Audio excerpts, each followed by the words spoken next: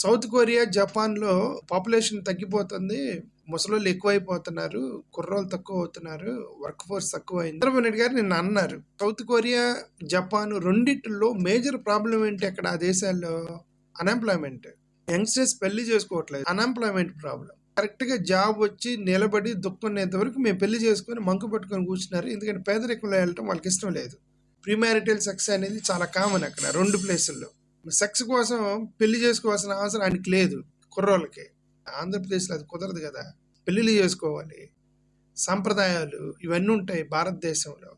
కాబట్టి ఆ పక్క దేశాలతో మనం పోల్చుకోవడం ఫస్ట్ ఆఫ్ ఆల్ కరెక్ట్ కాదు. పిల్లల్ని కానండి అని అంటే పక్క దేశాల్లో ఉన్నటువంటి ప్రాబ్లమ్స్, ఆ ప్రాబ్లమ్స్ మన ప్రాబ్లమ్స్ వేరు. వాళ్ళ ఇష్యూ మన ఇష్యూ వేరు. వాళ్ళ ఫ్యామిలీ సిస్టమ్ మన ఫ్యామిలీ సిస్టమ్ వేరు. వాళ్ళకున్న అన్‌ఎంప్లాయ్‌మెంట్ మనకున్న అన్‌ఎంప్లాయ్‌మెంట్ వేరు. వాళ్ళకున్న జనాభా మనకున్నటువంటి జనాభా వేరు. వాళ్ళకున్న పేదరికం మనకున్న పేదరికం వేరు. అక్కడున్న రాజకీయాలు వేరు, ఇక్కడ రాజకీయాలు వేరు. అక్కడ టెక్నాలజీ ఇదంతా కూడా వాళ్ళని చూసి మనం వాతలు పెట్టుకోకూడదు. కుప్పంలో బర్త్ రేటు 1.5% బర్త్ రేట్ ఉందంట కుప్పంలో. కాబట్టి మీరు అర్జెంట్‌గా పిల్లల్ని కానండి అన్నారు. 1.5 ఈజ్ నాట్ బ్యాడ్.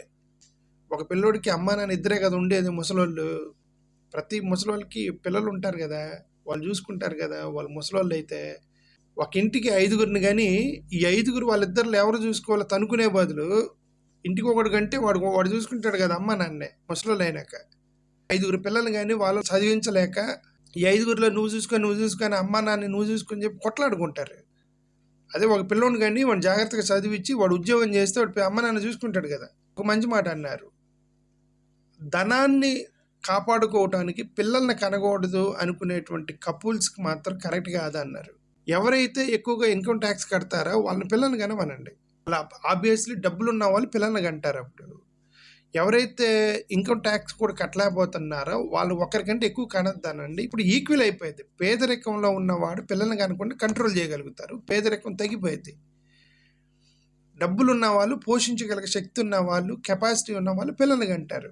డబ్బులున్న వాళ్ళందరూ దయచేసి పిల్లలు కానండి. పేదవాడిని ఒకటికంటే ఎక్కువ కనకండి. చంద్రబాబు నాయుడు గారి మాటగా విని పిల్లల్ని కన్నారంటే నాశనం అయ్యేది మనమే.